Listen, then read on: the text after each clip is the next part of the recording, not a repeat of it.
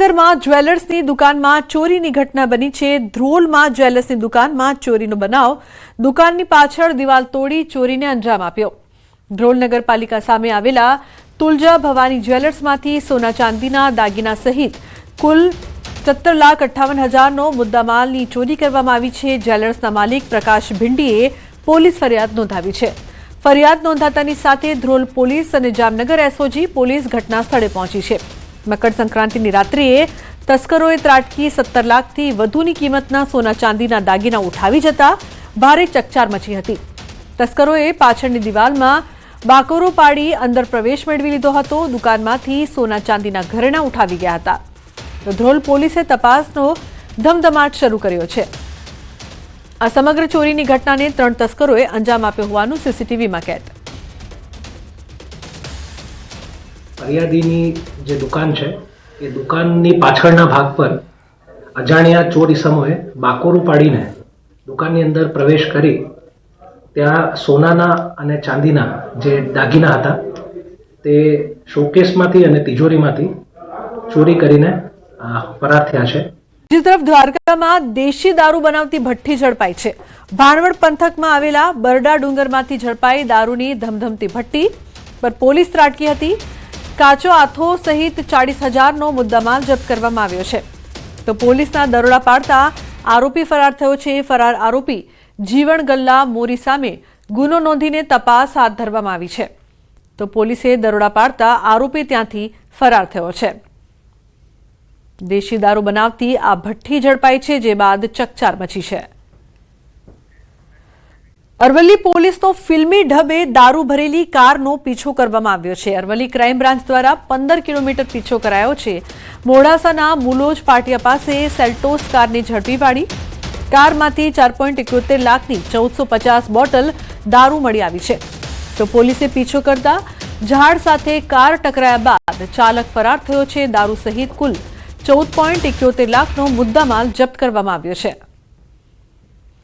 તો કાર વૃક્ષ સાથે ટકરાતા કાર મૂકીને ફરાર। કારમાંથી વિદેશી દારૂ પણ ઝડપાયો છે। દારૂ સહિત 14.71 લાખનો મુદ્દામાલ જપ્ત કરવામાં આવ્યો છે। તો પોલીસ અને બુટલેગર વચ્ચે ફિલ્મી દ્રશ્યો સર્જાયા હતા, જે બાદ જે કાર છે તે વૃક્ષ સાથે ટકરાઈ હતી। અરવલ્લી ક્રાઇમ બ્રાન્ચે 15 કિલોમીટર પીછો કર્યો હતો। મોડાસા મુલોજ પાટિયા પાસે દારૂ ભરેલી કાર ઝડપી પાડી છે। ટોલ નાકા પર ટ્રાન્સપોર્ટરોનો વિરોધ। હાઈવેના અધૂરા કામને લઈને વિરોધ નોંધાવ્યો છે। પ્રોજેક્ટ પૂરો થયા વગર ટોલ ટેક્સ વસૂલવામાં આવી રહ્યો છે, જેનો ટ્રક માલિકોએ વિરોધ નોંધાવ્યો છે। રસ્તાની ગુણવત્તા અને અધૂરા બ્રિજને લઈને અનેકવાર રજૂઆત કરવામાં આવી છે। સૂત્રોચ્ચાર કરી ટ્રક માલિકોએ વિરોધ નોંધાવ્યો છે। જીઆર ઇન્ફ્રાસ્ટ્રક્ચર કંપની દ્વારા જે કામ કરવામાં આવ્યું છે એની ગુણવત્તા એકદમ ખરાબ છે। જે વારંવાર રોડ અનેકો વખત આ તૂટી ગયેલા છે, જેના સાક્ષી કલેક્ટર સાહેબ પણ ખુદ પણ પોતે ઘણી વખત બોલેલ છે કે ભાઈ આ રોડની કામગીરી નબળી છે અને એને ટકોર પણ કરેલી છે। છતાં પણ અહીંયા લોટ પાણીને લાકડા ભેગા કરી અને જેમ તેમ અત્યારે વરસાદની સિઝન નથી એટલે ખાડા અત્યારે તાત્કાલિક પડવાની એની સંભાવના નથી, જેના કારણે એને અત્યારે એ મોસમ જોઈને ટોલ નાકો એને શરૂ કરી દેવામાં આવ્યો છે। પછી એકદમ ગેરવ્યાજબી છે। એનું કારણ છે કે હજી રોડનું કામ સંપૂર્ણપણે પૂર્ણ થયેલું નથી। 100% રોડનું કામ પૂરો થાય પછી જે ટોલ વસૂલવામાં આવે એવી અમારી માગણી લઈને અમે અહીંયા ટોલ બૂથે આજે વિરોધ કરવા આવ્યા છીએ। તો હાઈવેના અધૂરા કામોને લઈને વિરોધ થઈ રહ્યો છે। કુકમા ટોલ નાકા પર ટ્રાન્સપોર્ટરો દ્વારા વિરોધ કરવામાં આવી રહ્યો છે। ટ્રાન્સપોર્ટરો જે છે તે વિરોધ કરી રહ્યા છે। છેલ્લા લાંબા સમયથી હાઈવેનું જે કામ છે તે અધૂરું જોવા મળી રહ્યું છે। સૂત્રોચ્ચાર કરી ટ્રક માલિકોએ વિરોધ નોંધાવ્યો છે। ઉલ્લેખનીય છે કે તકલીફ થઈ રહી છે તમામ લોકોને, ખાસ કરીને આ હાઈવે પરથી પસાર થતા લોકોને હેરાનગતિ થઈ રહી છે। મેહુલ જોડાયા છે વધુ માહિતી આપવા માટે। મેહુલ, જે પ્રકારથી હાઈવેના અધૂરા કામને લઈને વિરોધ થઈ રહ્યો છે, શું વધુ માહિતી? જી, ચોક્કસથી વાત કરી તો લાંબા સમયથી ટ્રક માલિકોની આ માંગણી હતી કે હાઈવેના જે કામ અધૂરા છે તે પૂર્ણ થયા બાદ જ છે તે ટોલ નાકા છે તે શરૂ કરવામાં આવે। ત્યારે આજે છે તે કુકમા ટોલ નાકો શરૂ કરી દેવામાં આવતા જે ટ્રાન્સપોર્ટરો છે તે સ્થાનિકે પહોંચ્યા હતા અને નેશનલ હાઈવેના અધૂરા કામને લઈને વિરોધ છે તે નોંધાવવામાં આવ્યો હતો। મોટી સંખ્યામાં જે ટ્રક માલિકો અને ડ્રાઈવરો છે તે મળી અને વિરોધ નોંધાવ્યો હતો અને રસ્તાની ગુણવત્તા અને જે રસ્તામાં અધૂરાશો છે તે પૂર્ણ કરવામાં આવે તેવી માંગ કરવામાં આવી હતી। જી બિલકુલ મેહુલ, આભાર સમગ્ર માહિતી બદલ।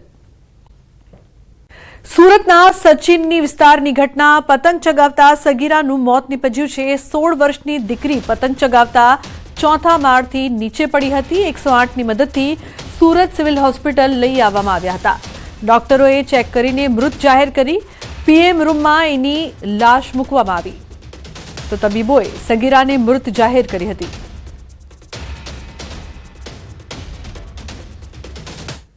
સુરતમાં પતંગના કારણે વધુ એક યુવાનનું મોત નીપજ્યું છે। વેસુ વિસ્તારમાં બાઇક પર ઘરે જઈ રહેલા યુવકનું મોત નીપજ્યું છે। પતંગની દોરીથી ગળાના ભાગે ગંભીર ઈજા પહોંચી હતી। યુવકનું હોસ્પિટલમાં સારવાર દરમિયાન મોત નીપજ્યું તો પરિવાર પર શોકનું મોજું ફરી વળ્યું છે। પતંગની દોરીથી વધુ એક યુવકનું મોત નીપજ્યું છે। વેસુ વિસ્તારમાં બાઇક પર જતા સમયે અકસ્માત સર્જાયો। ગળાના ભાગે ગંભીર ઈજા થતા સારવારમાં મોત।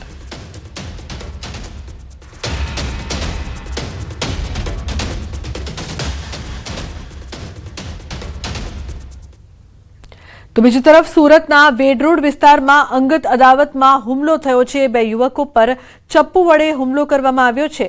વેડરોડના બુટલેગર ભરત પટ્ટીના સાગરીતો દ્વારા ચપ્પુના ઘા મારવામાં આવ્યાનો આરોપ। હાલ નિલેશ રાઠોડ મહાવીર હોસ્પિટલમાં દાખલ છે તો ચોક બજાર પોલીસે તપાસ આરંભી છે।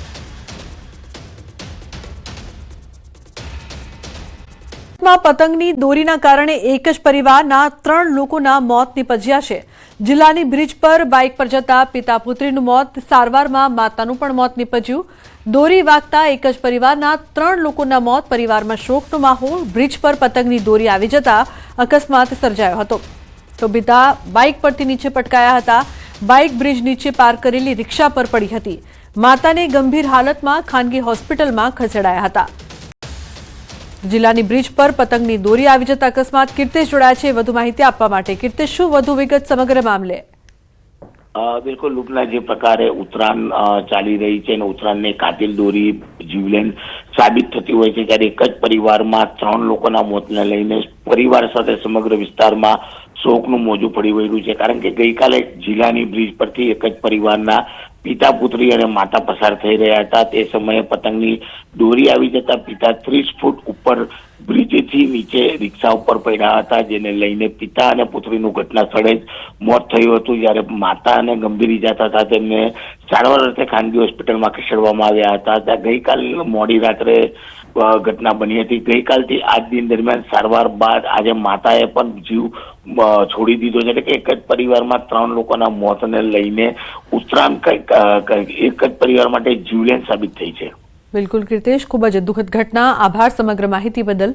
તો જે પ્રકારથી ઉત્તરાયણ છે ત્યાં પરિવાર માટે જીવલેણ સાબિત થઈ। ગુજરાત પ્રદેશ એનએસયુઆઈની ટીમે ગિરીશ ભીમાણીનું મોં કાળું કરી પ્રતિકાત્મક વિરોધ વ્યક્ત કર્યો છે।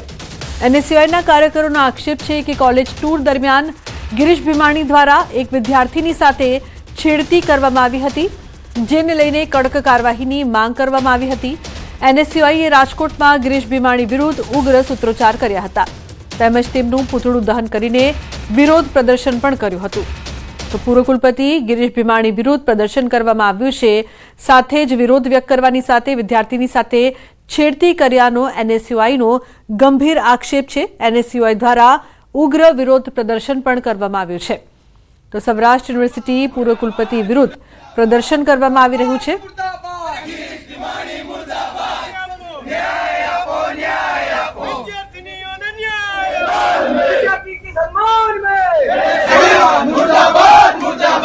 મળતી માહિતી મુજબ આ ગિરીશ ભીમાણી દ્વારા ફૂલ દારૂના નશાની હાલતમાં એ વિદ્યાર્થીનીઓ સાથે છેડતી અને અડપલા કર્યા છે એવી વિગતો અમારી પાસે મળી રહી છે।